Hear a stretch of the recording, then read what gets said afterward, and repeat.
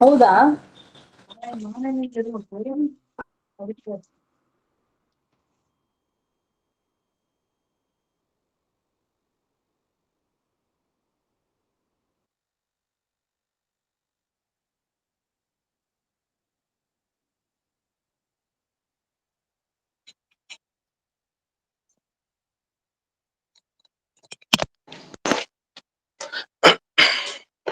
ನಮಸ್ಕಾರ ಗುರುಗಳೇ. ಗುರುಗಳಿಗೆ ನಮಸ್ಕಾರ. ನಮಸ್ಕಾರ ಗುರುಗಳೇ. ಸುಮತಿಭಿರನುಮೇಯಂ ಶುಭ್ರಕಾಯಂ ಸಖಾಯಂ ಸುಖಮಯಮನಪಾಯಂ ಮುಕ್ತ್ಯುಪಾಯಂ ವಿಮಾಯಂ ನೃಹಜಮಹಮಮೇಯಂ ಧ್ಯೇಜಮಾಮ್ನಾಜಗೇಯಂ ಸದಜಮಸದಜೇಯಂ ಶ್ರೀಸಹಾಯಂ ಭಜೇಯಂ ಅಂಜನಾಸೂನು ಸಾನ್ನಿಧ್ಯಾದ್ ವಿಜಯೇನ ವಿರಾಜಿತಂ ಅಜಿತಪ್ರೀತಿಜನಕಂ ಭಜೇಹಂ ವಿಜಯಧ್ವಜಂ ತಪಸ್ವಾಧ್ಯಾಯ ಶುಶ್ರೂಷಾ ಕೃಷ್ಣ ಪೂಜಾರತಂ ಮುನಿಂ ವಿಶ್ವೇಶಮಿಷ್ಟದಂ ವಂದೇ ಪರಿಮ್ರಾಟ್ ಚಕ್ರವರ್ತಿನಂ ಶ್ರೀ ಗುರುಭ್ಯೋ ನಮಃ. ಹರಿ ಓಂ. ನಮಸ್ಕಾರ. ಜನ್ಮಾದ್ಯಸ್ಯ ಜತೋನ್ವಜಾದಿತರತಶ್ಚಾರ್ಥೇಷ್ವಭಿಘ್ನಸ್ವರಾಟ್ ತೇನೇ ಬ್ರಹ್ಮ ಹೃದಯ ಆದಿಕವಯೇ ಮುಖ್ಯಂತಿ ಯಂ ಸೂರಜಃ ತೇಜೋ ವಾರಿಮೃದಾಂ ಯಥಾ ವಿನಿಮಯೋ ಯತ್ರ ತ್ರಿಸರ್ಗೋ ಮೃಷಾ ಧಾಮ್ನಾ ಸ್ವೇನ ಸದಾ ನಿರಸ್ತಕುಹಕಂ ಸತ್ಯಂ ಪರಂ ಧೀಮಹಿ. ಓಂ ಸ್ವಸ್ತ್ಯಸ್ತು ಸತಾಂ ಅಶೇಷ ಸನ್ಮಂಗಲಾನಿ ಭವಂತು. ಸಮ್ಯಕ್ ಶ್ಲೋಕೈಕ ಶ್ರವಣ ಪಠನ ಮಾತ್ರೇಣ ವಕ್ತುಶ್ಚ ಶ್ರೋತॄಣಾಂ ನಿಖಿಲ ಕಲಿಕೃತಕಲ್ಮಷ ಅಪನೋದನ ಪಡುತರೆ. ಶ್ರೀಮದ್ ಭಾಗವತೆ ಮಹಾಪುರಾಣೆ ಪ್ರಥಮ ಸ್ಕಂಧೆ ಅಷ್ಟಮಾಧ್ಯಾಯೇ ಅದ್ಯ ಕಥಾನುವಾದೇ ಸತಿ ಕಿಂಚಿತ್ ಪೂರ್ವ ಕಥಾನುವಾದಃ.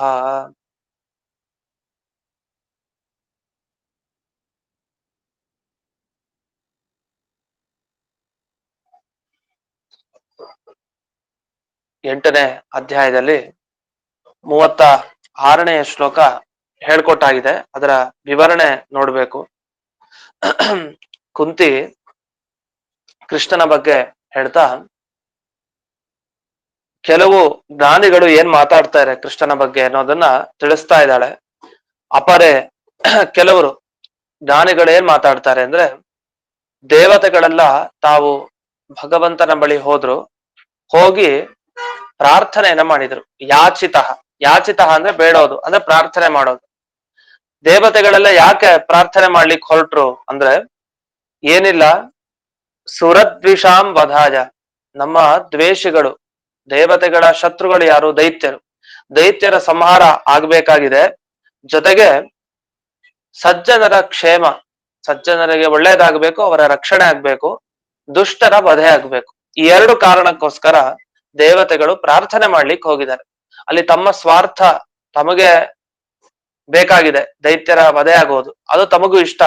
ಅದರ ಜೊತೆಗೆ ಬೇರೆಯವರಿಗೆ, ಸಜ್ಜನರು ಯಾರಿದ್ದಾರೆ ಅವರೆಲ್ಲ ಕ್ಷೇಮ ಆಗ್ಬೇಕು, ರಕ್ಷಣೆ ಸಿಗಬೇಕು. ಈ ಎರಡು ದೃಷ್ಟಿಯಿಂದ ವಸ್ತುತಃ ಅವನು ಅಜಹ, ಅವನಿಗೆ ಹುಟ್ಟೇ ಇಲ್ಲ, ಆದ್ರೂ ಕೂಡ ನೀನು ಹುಟ್ಟು ಬಾ, ಅಂದ್ರೆ ಅವತಾರ ಎತ್ತು ಅಂತ ಹೇಳಿ, ಕೃಷ್ಣನಾಗಿ ಬಾ ಅಂತ ಹೇಳಿ ಪ್ರಾರ್ಥನೆಯನ್ನ ಮಾಡಿದ್ರು. ಹಾಗಾಗಿಯೇ ಭಗವಂತ ವಸುದೇವಸ್ಯ ದೇವಕ್ಯಾಂ, ವಸುದೇವನ ಮುಖಾಂತರ ದೇವಕಿಯಲ್ಲಿ ತಾನು ಹೊರಗೆ ಬಂದ ಅಂತ. ಅಂದ್ರೆ ವಸುದೇವ ದೇವಕಿಯರಿಂದ ಹೊರಕ್ಕೆ ಕೃಷ್ಣ ಪ್ರಕಟನಾದ. ಈ ಕೃಷ್ಣ ಪ್ರಕಟನ ಆಗೋದಕ್ಕೆ ಮುಖ್ಯ ಕಾರಣ ಏನು? ಅದು ದೇವತೆಗಳ ಪ್ರಾರ್ಥನೆ. ಯಾರು ಬೇಡ್ಬೇಕೋ ಅವರು ಬೇಡಿದ್ದಾರೆ, ಯಾರು ಪ್ರಾರ್ಥನೆ ಮಾಡಬೇಕೋ ಅವರು ಮಾಡಿದ್ದಾರೆ. ದೇವತೆಗಳು ಕೇಳಿದ ಮೇಲೆ ಭಗವಂತ ಇಲ್ಲ ಅಂತ ಹೇಳಲ್ಲ. ಅದು ಕೂಡ ಸುಮ್ಮನೆ ಕೇಳ್ತಾ ಇಲ್ಲ. ದೇವತೆಗಳು ಕೇಳ್ತಾ ಇರೋದು ದೈತ್ಯರ ಸಂಹಾರ, ಜೊತೆಗೆ ಒಳ್ಳೆಯವರ ರಕ್ಷಣೆ. ಅದನ್ನ ಕೃಷ್ಣ ಅವತಾರ ಆಗಿದ್ ಯಾಕೆ? ದುಷ್ಟರ ವಧೆ, ಹಾಗೆ ಶಿಷ್ಟರ ರಕ್ಷಣೆ. ಇದು ಹೇಗ್ ಗೊತ್ತಾಯ್ತು ಅಂದ್ರೆ, ದೇವತೆಗಳು ಅದಕ್ಕೋಸ್ಕರನೇ ಪ್ರಾರ್ಥನೆ ಮಾಡಿ ಕೃಷ್ಣನನ್ನ ಹೊರಕ್ಕೆ ಅಂದ್ರೆ ಅವತಾರ ಮಾಡೋ ರೀತಿಯಲ್ಲಿ ಮಾಡಿತ್ತು. ಇದಾದ ಮೇಲೆ ಮುಂದೆ ಇನ್ನೂ ಕೆಲವು ಮಾತನ್ನ ಹೇಳ್ತಾಳೆ ಕುಂತಿ. 37ನೆಯ ಶ್ಲೋಕ. ಭಾರಾವತಾರಣಾಯಾನ್ಯೇ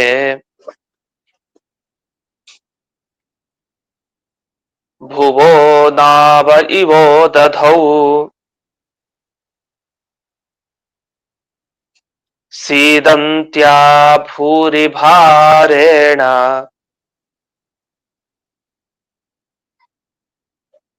ಜಾತೋ ಹ್ಯಾತ್ಮ ಭುವಾರ್ಥಿತಃ.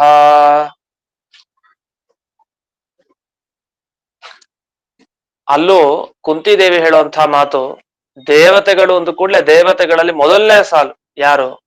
ಬ್ರಹ್ಮದೇವರು. ಬ್ರಹ್ಮದೇವರು ಪ್ರಾರ್ಥನೆ ಮಾಡಿದ್ದಕ್ಕೆ ಬೇಗ ಪರಮಾತ್ಮ ಕೃಷ್ಣನಾಗಿ ಬಂದ. ಬ್ರಹ್ಮದೇವರು ಪ್ರಾರ್ಥನೆ ಮಾಡಿದ್ರಿಂದಲೇ ಬಂದಿದ್ದು ಅಂತ ಇಲ್ಲಿ ಹೇಳ್ತಾ ಇದ್ದಾರೆ. ಆತ್ಮಭುವ ಅಂತ ಹೇಳಿದ್ದಾರೆ. ಆತ್ಮ ಭುವ ಅನ್ನೋ ಶಬ್ದಕ್ಕೆ ಬ್ರಹ್ಮದೇವರು ಅಂತ ಅರ್ಥ. ಯಾಕೆ ಆತ್ಮಭುವ ಅಂದ್ರೆ ಬ್ರಹ್ಮದೇವರು? ಆತ್ಮ ಅಂದ್ರೆ ಪರಮಾತ್ಮ ಅಂತ ಅರ್ಥ.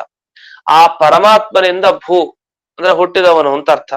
ಸ್ವಯಂ ಭೂಹು, ಕಮಲ ಭೂಹು, ಹಾಗೆ ಆತ್ಮಭೂಹು ಅಂತ ಬ್ರಹ್ಮದೇವರಿಗೆ ಹೆಸರು.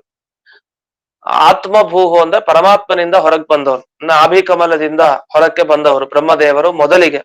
ಅವರ ಮೇಲೆ ಭಗವಂತರಿಗೆ ತುಂಬಾ ಪ್ರೀತಿ ಜಾಸ್ತಿ ದೇವತೆಗಳಲ್ಲಿ.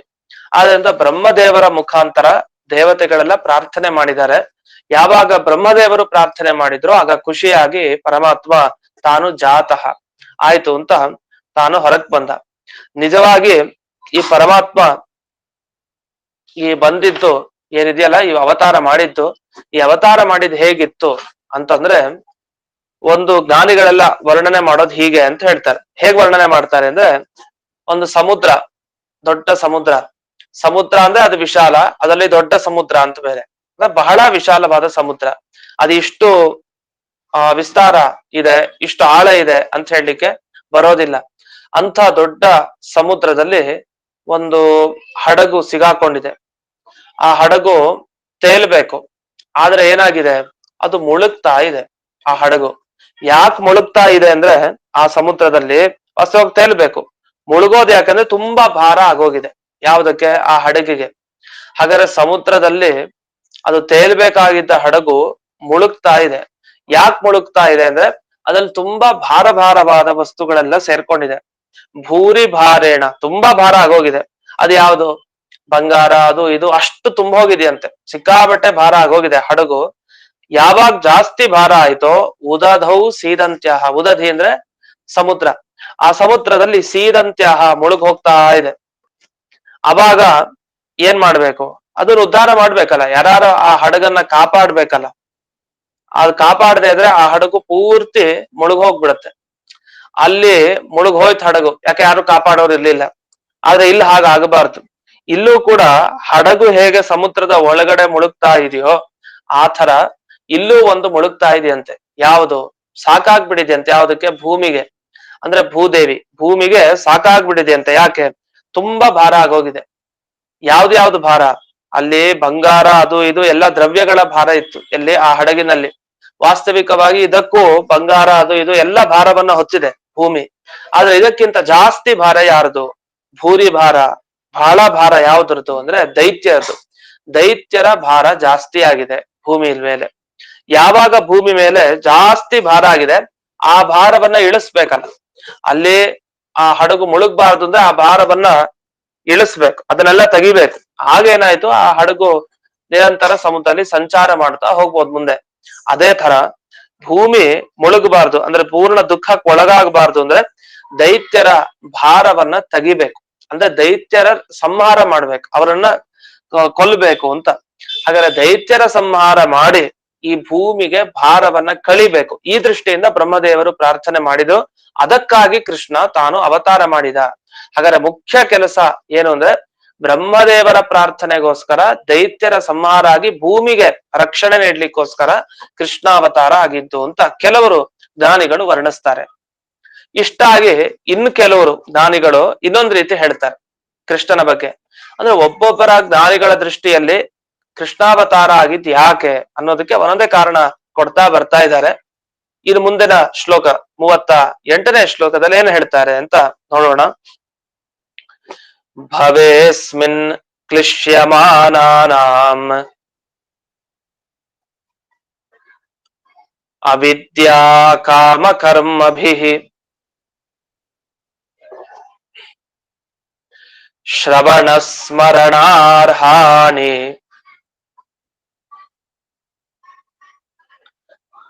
ಕರಿಷ್ಯನ್ನಿತಿ ಕೇಚನ.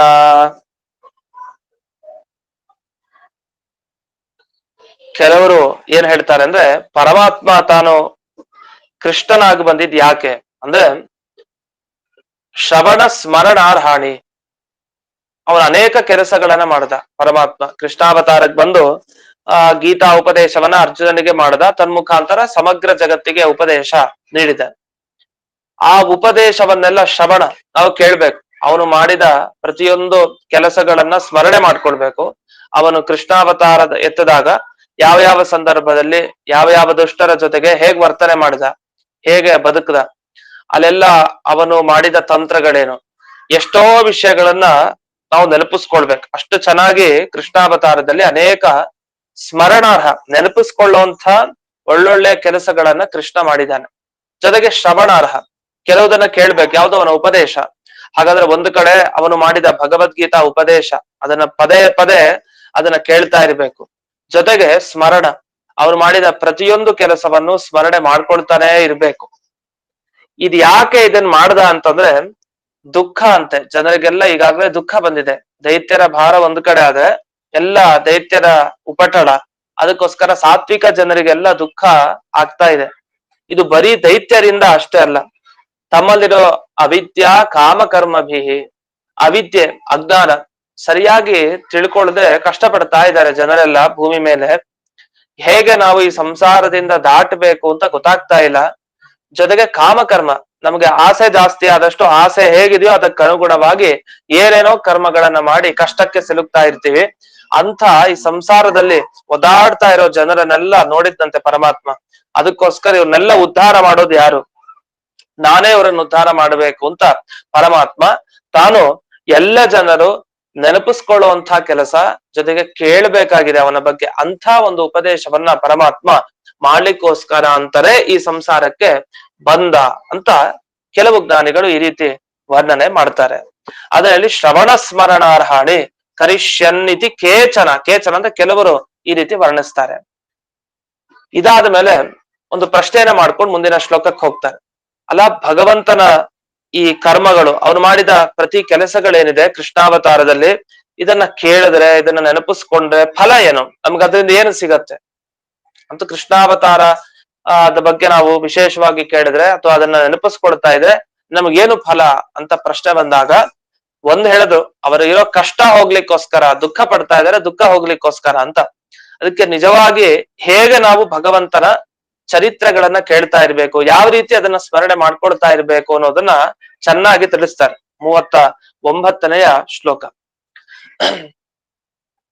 ಶೃಣ್ವಂತಿ ಗಾಯಂತಿ ಗೃಣಂತ್ಯಭೀಕ್ಷ್ಣಶಃ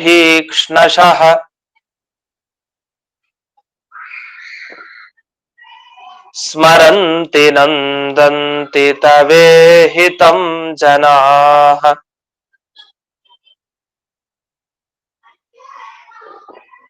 ತೇ ಏವ ಪಶ್ಯಂತ್ಯಚಿರೇಣ ತಾವಕಂ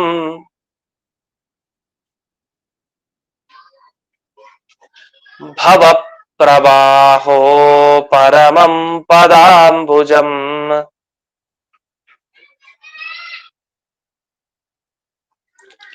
ಭಗವಂತನ ಬಗ್ಗೆ ಕೇಳೋದು ನೆನಪಿಸ್ಕೊಳ್ಳೋದು ಅಂತಂದ್ರೆ ಇದು ಹೇಗೆ ನಿಜವಾಗಿ ಭಕ್ತರು ಹೇಗಿರ್ಬೇಕು ಅಂತ, ಅಂದ್ರೆ ನಾವು ನೀವೆಲ್ಲ ಹೇಗಿರ್ಬೇಕು.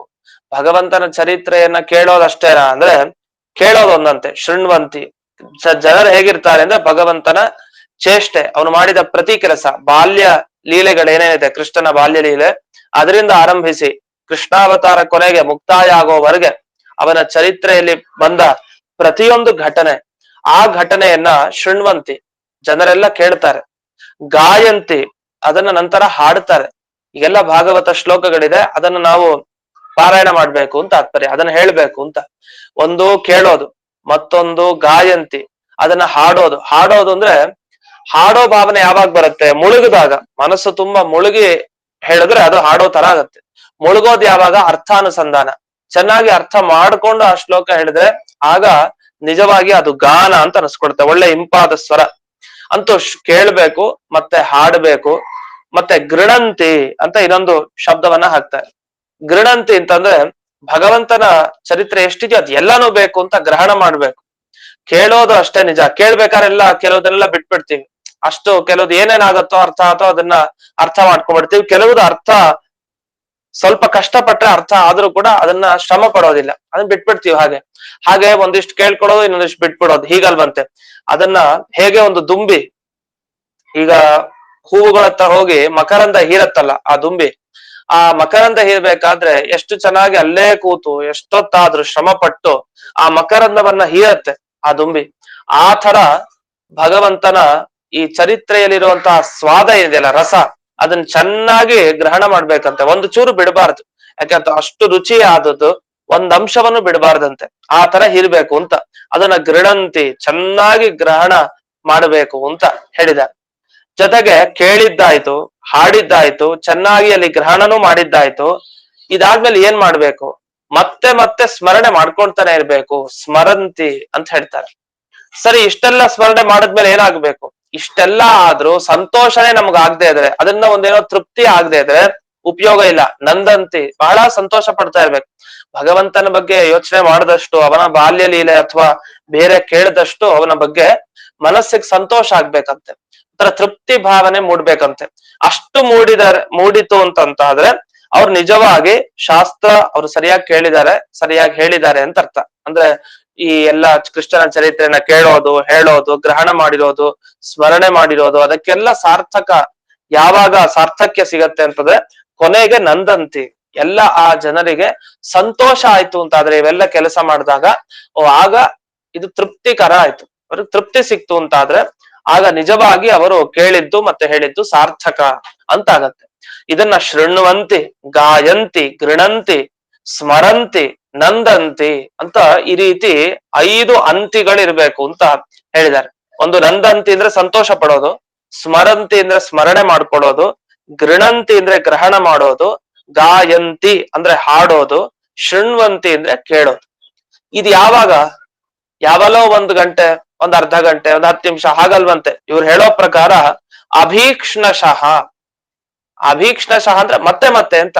ಬೆಳಗ್ಗೆ ಅಂದ್ರೆ ರಾತ್ರಿ ಸಾಧ್ಯ ಇಲ್ವಲ್ಲ, ಏನೋ ಬೇರೆ ಬೇರೆ ಕೆಲಸಗಳಿರತ್ತಲ್ವಾ, ಅಂದ್ರೆ ಅಭೀಕ್ಷ್ಣಶಃ ಅದಕ್ಕೇನಂದ್ರೆ ಸಾಧ್ಯವಾದಷ್ಟು ಮತ್ತೆ ಮತ್ತೆ ಕೇಳ್ತಾ ಇರ್ಬೇಕು, ಮತ್ತೆ ಮತ್ತೆ ಹೇಳ್ತಾ ಇರ್ಬೇಕು, ಮತ್ತೆ ಮತ್ತೆ ಸಂತೋಷ ಪಡ್ತಾ ಇರ್ಬೇಕು, ಮತ್ತೆ ಮತ್ತೆ ಸ್ಮರಣೆ, ಮತ್ತೆ ಮತ್ತೆ ಗ್ರಹಣ.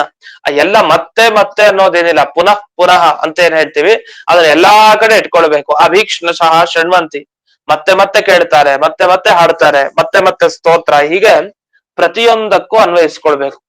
ಇಷ್ಟೆಲ್ಲ ಯಾವ ಭಕ್ತರು ಮಾಡ್ತಾರಲ್ಲ ಕೃಷ್ಣನ ಬಗ್ಗೆ, ಅಂಥ ಜನರಿಗೆಲ್ಲ ಏನಾಗತ್ತೆ ಅಂದ್ರೆ ಅವರಿಗೆ ಭಗವಂತನ ಪಾದ ಕಮಲದ ದರ್ಶನ ಆಗತ್ತೆ. ಅಂದ್ರೆ ಭಗವಂತ ಕಣ್ಣು ಕಾಣ್ತಾನೆ, ಅದು ಅವನ ಪಾದ ಕಾಣತಂತೆ. ಹಾಗಾದ್ರೆ ಭಗವಂತನ ಪಾದ ಕಮಲಗಳು ಕಾಣಬೇಕು ಅಂತ ಆದ್ರೆ ಇವೆಲ್ಲ ಮಾಡಿರ್ಬೇಕಂತೆ. ಇವೆಲ್ಲ ಮಾಡಿದ್ರೆ ನಮಗೆ ಒಂದು ದಿವಸ ಭಗವಂತ ದರ್ಶನ ಕೊಡ್ತಾನೆ. ಅಂದ್ರೆ ಅವನ ಪಾದ ಕಮಲ ನಾವು ನೋಡ್ತೀವಿ, ಅವನ ಕಾಲನ್ನ ನೋಡ್ತೀವಿ, ದರ್ಶನ ಆಗತ್ತೆ. ಸರಿ, ಆ ಪಾದ ನೋಡಿದ್ರೆ ಏನು ಉಪಯೋಗ? ಆ ಒಂದು ಕಾಲ್ ನೋಡ್ಲಿಕ್ಕೋಸ್ಕರ, ಒಂದು ಕಾಲು ಅಂದ್ರೆ 2 ಕಾಲುಗಳು ಅಂತ ತಾತ್ಪರ್ಯ. ಆ ಒಂದು ಅಂದ್ರೆ ಆ ಭಾಗ, ಪಾದ ಅನ್ನೋ ಒಂದು ಭಾಗ ನೋಡ್ಲಿಕ್ಕೋಸ್ಕರ ಇಷ್ಟೆಲ್ಲ ಯಾಕೆ ಕಷ್ಟ ಪಡ್ಬೇಕು? ಅದನ್ನ ನೋಡಿದ್ರೆ ಏನು ಉಪಯೋಗ ನಮ್ಗೆ ಅಂತ ಪ್ರಶ್ನೆ ಮಾಡಬೇಡಿ. ಅದಕ್ಕೆ ತುಂಬಾ ಪ್ರಯೋಜನ ಇದೆ. ಏನಂದ್ರೆ ತೇಯೇವ ಪಶ್ಯಂತಿ, ಇಂಥವರೇ ನೋಡ್ತಾರೆ, ಅಚಿರೇಣ ಬೇಗ ನೋಡ್ತಾರೆ. ಪದಾಂಬುಜಂ, ಪಾದ ಕಮಲ ನೋಡ್ತಾರೆ. ಅಂಬುಜ ಅಂದ್ರೆ ಕಮಲ, ಪದಾಂಬುಜಂ ಪಾದ ಕಮಲ ನೋಡ್ತಾರೆ. ಅದು ಸಾಮಾನ್ಯ ಅಂತ ಭಾವಿಸ್ಬೇಡಿ. ಆ ಭಗವಂತನ ಪಾದ ಕಮಲ ಅದು ಹೇಗಿದೆ? ಭವ ಪ್ರವಾಹೋ ಪರಮಂ ಅಂತ ಹೇಳ್ತಾರೆ. ಭವ ಅಂದ್ರೆ ಸಂಸಾರ, ಸಂಸಾರ ಪ್ರವಾಹ, ಇದೊಂದು ಸಮುದ್ರದ ನದಿ ಏನಿದೆ ಸಂಸಾರ ನದಿ, ಅದರ ಪ್ರವಾಹ ಜೋರಾಗಿದೆ. ಆ ಪ್ರವಾಹ, ಆ ಪ್ರವಾಹ ಅದು ಹೋಗ್ತಾನೆ ಇದೆ, ಅದು ನಿಲ್ಬೇಕಲ್ಲ. ಉಪರಮ, ಎಲ್ಲಾರು ಒಂದು ಅದಕ್ಕೆ ವಿಶ್ರಾಂತಿ ಬೇಕಲ್ಲ. ನಾವು ಸಂಸಾರದಲ್ಲಿ ಹೀಗೆ ಜನ್ಮ ಪಡಿತಾನೇ ಇದ್ರೆ ಪ್ರತಿ ಜನ್ಮ ಇನ್ನೊಂದ್ ಜನ್ಮ ಅಂತ, ಯಾವಾಗ ಈ ಸಂಸಾರದಿಂದ ಮುಕ್ತಿಯನ್ನ ಪಡೆಯೋದು? ಯಾವಾಗಲೂ ಸಂಸಾರದಲ್ಲೇ ಇರೋ ತರ ಆಗ್ಬಾರ್ದು. ಸಂಸಾರ ಪ್ರವಾಹ ನಮ್ದು ನಿಲ್ಬೇಕು ಅಂತಾದ್ರೆ ನೀವು ಭಗವಂತನ ಪಾದ ನೋಡಿರ್ಬೇಕು ಅಂತ ಅರ್ಥ. ಹಾಗಾದ್ರೆ ಭಗವಂತನ ಪಾದ ನೋಡೋದಕ್ಕೆ ಫಲ ಏನು ಅಂದ್ರೆ ಸಂಸಾರ ಪ್ರವಾಹ ನಿಲ್ಲೋದು, ಅಂದ್ರೆ ಮೋಕ್ಷಕ್ಕೆ ಹೋಗ್ತೀರಿ ಅಂತ ತಾತ್ಪರ್ಯ. ಹಾಗಾದ್ರೆ ಕೇಳೋದು, ಹಾಡೋದು, ಸ್ತೋತ್ರ ಮಾಡೋದು, ಸ್ಮರಣೆ ಮಾಡ್ಕೊಳ್ಳೋದು, ಚೆನ್ನಾಗಿ ಎಲ್ಲಾ ವಿಷಯವನ್ನು ಗ್ರಹಣ ಮಾಡೋದು, ಹಾಗೆ ಖುಷಿ ಪಟ್ರೆ ಇಷ್ಟೆಲ್ಲದ್ರಿಂದ ಏನಾಗುತ್ತೆ? ಭಗವಂತ ತನ್ನ ಪಾದಗಳ ದರ್ಶನವನ್ನ ನಮಗೆ ಮಾಡಿಸ್ತಾನೆ. ಅದು ಮಾಡಿದ ಕೂಡಲೇ ನಮಗೆ ನೇರವಾಗಿ ಸಂಸಾರ ಪ್ರವಾಹ ನಿಂತು ಮೋಕ್ಷಕ್ಕೆ ಹೋಗ್ತೀವಿ ಅಂತ. ಮೋಕ್ಷ ನೀಡುವಂತಹ ಭಗವಂತನ ಚರಿತ್ರೆಗಳಿವೆಲ್ಲ. ಅದರಿಂದ ಇವನ್ನೆಲ್ಲ ಕೇಳೋದ್ ಯಾಕೆ, ಭಗವಂತನ ಪಾದ ನೋಡಿದ್ ಯಾಕೆ ಅನ್ನೋ ಪ್ರಶ್ನೆಗೆ ಉತ್ತರ ಮೋಕ್ಷ. ಮೋಕ್ಷ ಸಿಗ್ಲಿಕ್ಕೋಸ್ಕರ ಇವೆಲ್ಲ ಮಾಡ್ಬೇಕು ಅಂತ ಕುಂತಿ ತಾನು ಈ ಮುಖಾಂತರ ತಿಳಿಸ್ತಾ ಇದ್ದಾಳೆ. ಇಷ್ಟಾದ್ಮೇಲೆ ಕೊನೆಗೆ ಇಷ್ಟೆಲ್ಲ ಸ್ತೋತ್ರ ಮಾಡಿದ್ಲಲ್ಲ, ಇಷ್ಟೆಲ್ಲ ಸ್ತೋತ್ರ ಮಾಡಿದ್ ಯಾಕೆ ಕುಂತಿ ದೇವಿ ಅಂದ್ರೆ, ಕುಂತಿ ದೇವಿಗೆ ಸಹಿಸ್ಲಿಕ್ಕೆ ಆಗ್ತಾ ಇಲ್ವಂತೆ. ಏನ್ ಸಹಿಸ್ಲಿಕ್ಕೆ ಆಗ್ತಾ ಇಲ್ಲ? ವಿರಹ. ಈಗ ನಮಗೆ ತುಂಬಾ ಇಷ್ಟರಾದ ವ್ಯಕ್ತಿಗಳಾಗಿದ್ರೆ ಅವ್ರು ನಮ್ ಮುಂದೆ ಇಲ್ದೇ ಇದ್ರೆ ತುಂಬಾ ದುಃಖ ಪಡ್ತಾ ಇರ್ತೀವಿ. ಯಾಕೆ? ನಮ್ಗೆ ಅವ್ರು ತುಂಬಾ ಇಷ್ಟ, ಆದ್ರೆ ಹಿಂದಿನ ದಿವ್ಸ ಸಿಗ್ತಾ ಇಲ್ಲ ನಮ್ಗೆ. ಹಾಗಾದ್ರೆ ಏನಾಯ್ತು, ಇಷ್ಟ ನಮಗೆ ಯಾರ ಬಗ್ಗೆ ಇರುತ್ತೋ ತುಂಬಾ, ಅಂತ ಇಚ್ಛೆ ಇರೋ ವ್ಯಕ್ತಿಗಳು ಕಣ್ಮುಂದೆ ಇಲ್ದೇ ಇದ್ರೆ, ಸಿಗದೆ ಇದ್ರೆ ದುಃಖ ಪ್ರಾರಂಭ ಆಗತ್ತೆ. ಅದನ್ನ ನಿಜವಾಗಿ ಯಾರಿಗೋಸ್ಕರ ದುಃಖ ಪಡ್ಬೇಕು ಅಂದ್ರೆ ಭಗವಂತನಿಗೋಸ್ಕರ ದುಃಖ ಪಡ್ಬೇಕು ನಾವು. ಯಾರ್ಯಾರಿಗೋ ದುಃಖ ಪಟ್ಟು ಉಪಯೋಗ ಇಲ್ಲ. ಯಾರಿಗೆ ದುಃಖ ಪಡ್ಬೇಕು ಅಂದ್ರೆ ಭಗವಂತನಿಗೆ. ಯಾಕೆ? ನಿಮಗೆ ಇನ್ಯಾರು ಮೋಕ್ಷ ಕೊಡೋರಿಲ್ಲ. ಮೋಕ್ಷ ಕೊಡೋದಂದ್ರೆ ಇವನೊಬ್ಬನೇ ಭಗವಂತ. ಹಾಗಾದ್ರೆ ನಿಮ್ಮನ್ನ ದಾಟ್ಸೋಂತ ಭಗವಂತ ನಮ್ ಕೈಲಿ ಅವನು ಸಿಗ್ತಾ ಇಲ್ಲ, ನಮಗ್ ಸಿಗ್ತಾ ಇಲ್ಲ ಅಂದ್ರೆ ಬಾರಿ ದುಃಖ ಪಡ್ಬೇಕಂತೆ, ಬಹಳ ಕಷ್ಟ ಅನ್ಸ್ಬೇಕಂತೆ ನಮಗೆ. ಅದೇ ನಾವು ಭಗವಂತನೊಬ್ಬನ್ ಬಿಟ್ಟು ಇನ್ನೆಲ್ರನ್ನು ಹಿಡ್ಕೊಂಡಿರ್ತೀವಿ. ಇನ್ನೆಲ್ರ ವಿಷಯದಲ್ಲಿ ನಾವು ಸಿಗ್ಲಿಲ್ಲ ಅವರು ನಮ್ಗೆ ಅಂತಂದ್ರೆ ವಿರಹ, ಅದರಿಂದ ದುಃಖ ಆಗ್ತಾ ಇರುತ್ತೆ. ಆದ್ರೆ ಭಗವಂತನ ವಿರಹ ನಮಗ್ ಆಗ್ತಾ ಇದೆ, ಭಗವಂತ ನಮಗ್ ಕೈಗೆ ಸಿಗ್ತಾ ಇಲ್ಲ ಅನ್ನುವ ದುಃಖ ಜಾಸ್ತಿ ಆಗ್ಬೇಕಂತೆ. ಆ ವಿರಹ ಸಹಿಸ್ಲಿಕ್ಕೆ ಆಗ್ಬಾರ್ದಂತೆ. ಆ ವಿರಹ ಸಹಿಸ್ಲಿಕ್ಕೆ ಆಗ್ತಾ ಇಲ್ಲ ಯಾರಿಗೆ? ಕುಂತಿ ದೇವಿಗೆ. ಯಾಕೆ? ಇದು ಯಾವಾಗ ಅವಳು ಪ್ರಾರ್ಥನೆಯನ್ನು ಮಾಡ್ಲಿಕ್ಕೆ ಶುರು ಮಾಡಿದ್ದು? ಎಲ್ಲ ಆಯ್ತು ಕೆಲಸ. ಕೃಷ್ಣ ತಾನು ದ್ವಾರಕೆಗೆ ಹೋಗ್ಬೇಕು ಅಂತ ರಥ ಏರ್ದ. ರಥ ಏರೋಷ್ಟೊತ್ತಿಗೆ ಅಲ್ಲಿ ಉತ್ತರ ಆ ಕಡೆಯಿಂದ ಬಂದ್ಲು. ಆಮೇಲೆ ಆ ಪ್ರಸಂಗ ಎಲ್ಲ ಮುಂದೆ ಬ್ರಹ್ಮಾಸ್ತ್ರದ ಪ್ರಸಂಗ ಎಲ್ಲ ನಡೀತು. ಅಷ್ಟರಲ್ಲಿ ಕುಂತಿ ದೇವಿ ಪ್ರಾರ್ಥನೆ ಮಾಡ್ಲಿಕ್ಕೆ ಶುರು ಮಾಡಿದ್ಲು. ಅಂದ್ರೆ ದ್ವಾರಕೆಗೆ ಇನ್ನು ಕೃಷ್ಣ ಹೋಗ್ತಾನೆ, ನಮಗ್ ಸಿಗೋದಿಲ್ಲ. ಇಲ್ಲಿವರೆಗೂ ಕೃಷ್ಣ ನಮ್ಮ ಜೊತೆಗೆ ಇದ್ದ, ಈಗ ಅವನ ವಿರಹ ಅದು ತಡಿಲಿಕ್ಕೆ ಸಾಧ್ಯ ಇಲ್ಲ. ನೀನು ನಮಗಿಂತ ಬೇರೆ ಕಡೆ ನೀನು ಹೋಗ್ತಾ ಇದೀಯಾ. ನಮ್ಗೆ ಎಷ್ಟು ನೀನು ಅಂತಂದ್ರೆ, ನಮ್ಮ ಬಂಧುಗಳು ಯಾರ್ಯಾರಿದ್ದಾರೆ ಹತ್ರದವರು ಅವರೆಲ್ಲರಿಗಿಂತಲೂ ಹೆಚ್ಚು ನೀನು, ನಮಗಿಂತಲೂ ಹೆಚ್ಚು ನೀನು ಅಂತ ಅಷ್ಟು ತಾನು ಆ ಭಕ್ತಿಯನ್ನ ಕುಂತಿದೇವಿ ತಾನು ತೋರಿಸ್ತಾ ಇದ್ದಾಳೆ. ಆದ್ರಿಂದ ನಿನ್ನ ವಿರಹ ನಮಗೆ ತಾಳ್ಲಿಕ್ಕೆ ಆಗ್ತಾ ಇಲ್ಲ, ಆದ್ರಿಂದ ನೀನು ದ್ವಾರಕೆಗೆ ಹೋಗೋದು ಬೇಡ, ಯಾಕೆ ಹೋಗ್ತಾ ಇದೀಯಾ ಅನ್ನೋ ರೀತಿಯಲ್ಲಿ ಇಷ್ಟೊತ್ತು ಕುಂತಿದೇವಿ ತಾನು ಪ್ರಾರ್ಥನೆಯನ್ನ ಮಾಡಿದ್ದು. ಅದನ್ನ ಈ ಮುಂದಕ್ಕೆ ಹೇಳ್ತಾಳೆ. ಯಾಕೆ ನೀನು ನಮ್ಮನ್ನ ಬಿಟ್ಟು ಹೋಗಬಾರದು ಅಂತಂದ್ರೆ ಅದಕ್ಕೆ ಕಾರಣ ಇದೆ ಅಂತ ಕುಂತಿದೇವಿ ಮುಂದೆ ಕಾರಣವನ್ನ ಕೊಡ್ತಾಳೆ. ಆ ಶ್ಲೋಕ ಒಂದು ಹೇಳ್ಕೊಡ್ತೇನೆ, ಅದರ ವಿವರಣೆಯನ್ನ ಮತ್ತೆ ನಾಳೆ ದಿವಸ ಮಾಡ್ತೇನೆ. 40ನೆಯ ಶ್ಲೋಕ. ಅಪ್ಯದ್ಯನಸ್ತ್ವಂ ಸ್ವಕೃತೆ ಹಿತಃ ಪ್ರಭೋ ಜಿಹಾಸಸಿ ಸ್ವಿತ್ ಸಹೃದೋನುಜೀವಿನಃ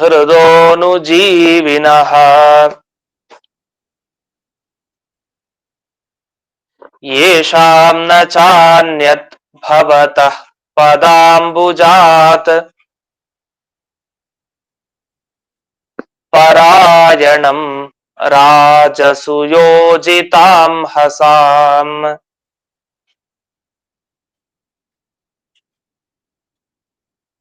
ಇಲ್ಲಿಗೆ ಈ ಪಾಠವನ್ನ ಅಸ್ಮದ್ ಗುರುವಂತರ್ಗತ ವ್ಯಾಸತೀರ್ಥ ಗುರುವಂತರ್ಗತ ಭಾರತೀರಮಣ ಮುಖ್ಯ ಪ್ರಾಣಾಂತರ್ಗತ ಶ್ರೀಮನ್ಮೂಲ ಗೋಪಾಲ ಕೃಷ್ಣನಿಗೆ ಅರ್ಪಣೆ ಮಾಡ್ತೇನೆ. ಶ್ರೀಕೃಷ್ಣ ಅರ್ಪಣೆ. ಧನ್ಯವಾದಗಳು. ನಾಳೆ 100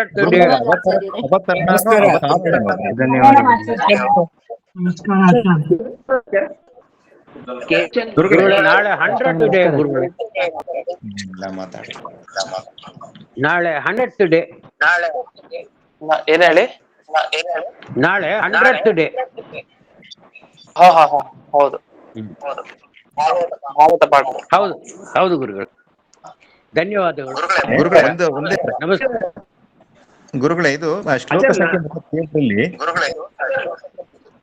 ಭಾರಾವತರಣ ಅಂತಿದೆ. ಭಾರ ಅವತರಣನೋ ಅವತಾರಣನೋ ಗುರುಗಳೇ? ಅದು 37 ಅವತರಣನ ಅದು? ಹಾ ಹೌದು. ಹಾ ಸರಿ ಗುರು, ಧನ್ಯವಾದ. ಆಚಾರ್ಯ, ಇದು ಸೀದಂತ್ಯ ಅಂತ ಇದೆಯಲ್ಲ, ಇದು ಪವಮಾನ ಸೂಕ್ತದಲ್ಲಿ ಬರಲ್ಲ, ಸೀದನ್ನ ಚೋದ್ಯ ಅಂತ, ಅದೇ ಅರ್ಥ ಬರ ಆಚಾರ್ಯ? ಯಾವ್ದು? ಸೀದಂತ್ಯ ಅಂತ ಬಂತಲ್ಲ, ಹೌದು, ನೀವು ಒಂದು ಶಬ್ದ ತಗೊಂಡು ಅರ್ಥ ಮಾಡ್ಬೇಕು, ಕಾಲ ಪೂರ್ತಿ ಪ್ರಕರಣ ನೋಡ್ಬೇಕು ವಾಕ್ಯ. ಹಾ ಅಲ್ಲಿ ಸೀದನ್ನ ಚೋದ್ಯ ಅಂತ ಬರುತ್ತೆ ಅದರಲ್ಲಿ ಪವಮಾನ ಸೂಕ್ತದಲ್ಲಿ. ಹೌದು, ಅಂದ್ರೆ ಆ ವಾಕ್ಯ ನೋಡಿ ಅರ್ಥ ಹೇಳ್ಬೇಕು ಪೂರ್ತಿ.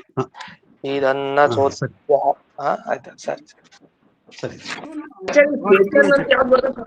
ಆಚಾರ್ಯ ಹೇಳಿ.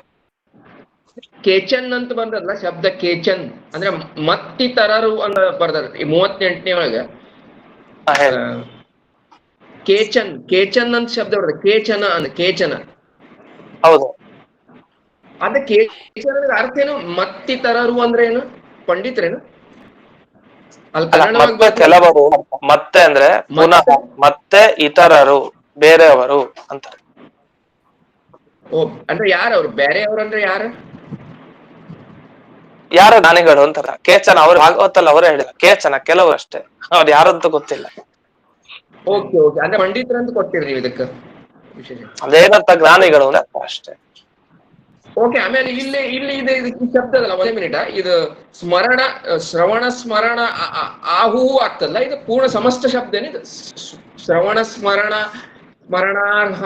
ಸ್ಮರಣಾರ್ಹಾಣಿ ಅಂತದ ಅಲ್ಲ, ಅರಹಾಣಿ ಅಂತಿದೆ ಅಲ್ಲಿ, ಆಹು ಅಂತಿಲ್ಲ. ಅರ್ಹಾಣಿ ಅಂದ್ರೆ ಇದು ಕ್ರಿಯಾಪದ ಆಗ್ತದೆ, ಆಹುಹು ಅಂತ ಇಲ್ಲೇ. ಆಹುಹು ಅಂತ ಕ್ರಿಯಾಪದ. ಆಮೇಲೆ ಮುಂದಿನ ಏನ್ ಶಬ್ದ ಆಗ್ತದೆ? ಆವು ಹತ್ ಕೂಡಲೇ ಬಿಟ್ಟು ಏನಾಗ್ತದೆ? ಅದು ಸಂಧಿ ಏನಾಗ್ತದ? ಆವು ಅಂತ ಹಾತ್ ಕೂಡಲೇ. ಅಲ್ಲ, ಆಹು ಅಂತ ಪದ ಇಲ್ಲ ಮೂಲದಲ್ಲಿ, ಅದನ್ನ ಕೆಳಗಡೆ ಇಟ್ಕೊಳ್ಬೇಕಷ್ಟೇ, ಅಧ್ಯಾಹಾರ ಮಾಡ್ಬೇಕು. ಇಲ್ಲ, ಇದು ಸಂಧಿವಾಗಿ ಆಗಂಗಿಲ್ಲ, ಇದು ಸಮಸ್ತ ಪದ ಅದ. ಸ್ಮರಣ ಸ್ಮರಣಾರ್ಯಾಣಿ ಅದು ಆಹು ಅಂತ ಕೇಳಿಸ್ತಿಲ್ಲ. ಇಲ್ಲ, ಇದು ಸಮಸ್ತ ಪದ ಅದಲ್ಲ. ಶ್ರವಣ ಸ್ಮರಣಾಯಾಣಿ ಅಂತದಲ್ಲ, ಆ ಯಾಣಿ ಅದ್ರೊಳಗ ಆಹು ಅಂತ ಆಗಂಗಿಲ್ಲ ಏನು? ಸಂಧಿ ಆಹು ಅಂತ ಕಡಿಕ. ಅದನ್ನ ಸೇರಿಸ್ಕೊಂಡ್ರೆ ಶ್ರವಣ ಸ್ಮರಣಾರ್ಹ ನ್ಯಾಹುಹು, ನ್ಯಾಹುಹು ಅಂತ ಆಗುತ್ತೆ. ನ್ಯಾಹು ನ್ಯಾಹು. ಆಮೇಲೆ ಮುಂದೇನಾಗ್ತದೆ ಉಳಿದದ್ದು? ಅಷ್ಟೇ, ಕರಿಷ್ಠನ್ಯತಿ ಕೇಚನ, ಮತ್ತಿನ್ಯಾವ್ದು ಬೇಕಲ್ಲಿ. Okay okay, ಆಹು. ಆಚಾರ್ಯರೇ, ನಂದೊಂದು ಡೌಟ್ ಇದೆ. ಇದು ಇವಾಗ ನಿನ್ನೆ ಪಾಠ, ಈಗ ಒಂದು ಕ್ಲಾಸಿನ ಪಾಠ ಮಿಸ್ ಆದ್ರೆ ಅದ್ ಯಾವಾಗ ರೆಕಾರ್ಡ್ ಅಪ್ಲೋಡ್ ಆಗತ್ತೆ? ಅದು ನಿಮಗೆ ಸಾನೆ ಮಧ್ಯಾಹ್ನ ಆಗುತ್ತೆ. ಅಂದ್ರೆ ನಮ್ಗೆ ನೆಕ್ಸ್ಟ್ ಡೇ ಸಿಗತ್ತಲ್ವಾ? ನೆಕ್ಸ್ಟ್ ಡೇ ಸಿಗತ್ತೆ, ಮಧ್ಯಾಹ್ನ ಅದು ಒಳಗಡೆ ಹಾಕಿರ್ತಾರೆ. ಅಂದ್ರೆ ಇವತ್ತು ರಾತ್ರಿ ಪಾಠ ಆಗಿದೆಯಲ್ಲ, ಈ ಪಾಠದ್ದು ನಾಳೆ ಮಧ್ಯಾಹ್ನದಷ್ಟು ಸಿಗತ್ತೆ. ಮತ್ತೆ ಅವ್ರ 100 days ಆಯ್ತು ಅಂತಂದ್ರಲ್ಲ, ಈಗ ಹಳೇದೆಲ್ಲಾನು ಅದ್ರಲ್ಲೇ ಸಿಗತ್ತಾ? ಒಟ್ಟಿಗೆ ಲಿಂಕ್ ಇದೆ, ಅದು ನನ್ನ ಚಾನಲ್ ಇದೆ, ಯೂಟ್ಯೂಬ್ ಚಾನಲ್. ಅದರಲ್ಲಿ ನಿಮ್ಗೆ ಪ್ಲೇ ಲಿಸ್ಟ್ ಅಲ್ಲೆಲ್ಲ ಹಾಕಿದ್ದಾರೆ, ಸಿಗತ್ತೆ ಒಟ್ಟಿಗೆ. 98 days ವರೆಗೂ ಬಂದಿದೆ. ಹೌದಾ? ಇನ್ನು 2 ಅಪ್ಲೋಡ್ ಆಗ್ಬೇಕು, ಒಂದು ಅಪ್ಲೋಡ್ ಆಗಿಲ್ಲ. ನಾಳೆ ಬರ್ತೇನೆ. ಅಲ್ಲ, ಇವತ್ತು 99 ಗುರುಗಳೇ, ಇವತ್ತು 99, ನಾಳೆ 100. ನಾಳೆದಾದ್ರೆ 100. ಹೌದು, 100 ಆಗಿಲ್ಲ, ನಾಳೆ 100. ನಿನ್ನೆವರೆಗೂ ಅಪ್ಲೋಡ್ ಆಗಿದೆ. ಶ್ರವಣ ಸ್ಮರಣ ಅರ್ಹಾಣಿ ಪೂಜೆ ಅಂತ. ಅರ್ಹನಿಂದ ಪೂಜೆ ಅಲ್ಲ, ಅರ್ಹ ಅಂದ್ರೆ ಯೋಗ್ಯ ಅಂತ ಅರ್ಥ. ಶ್ರವಣ ಸ್ಮರಣೆಗೆ ಯೋಗ್ಯ. ಸಂಭ್ರಮದ ಶತಮಾನೋತ್ಸವ. ಆಚಾರ್ಯ ಹೇಳಿ. ಇವತ್ತು ಬಹಳ ಡಿಸ್ಟರ್ಬೆನ್ಸ್ ಇತ್ತು. ಅದು ನಮ್ಮ ಮೊಬೈಲ್ ನಲ್ಲಿ ಅಥವಾ ಅಲ್ಲಿ ಏನಾದ್ರು ಇತ್ತ ಹೇಗೆ ಅಂತ ಬಹಳ ಕಟ್ಕಟ್ಟಾಗಿ. ಬೇರೆಯವ್ರಿಗೆ ಹಾಗಾಯ್ತಾ? ಯಾರು ಹೇಳಿ. ಇಲ್ಲ ಇಲ್ಲ, ಕ್ಲಿಯರ್ ಆಗಿ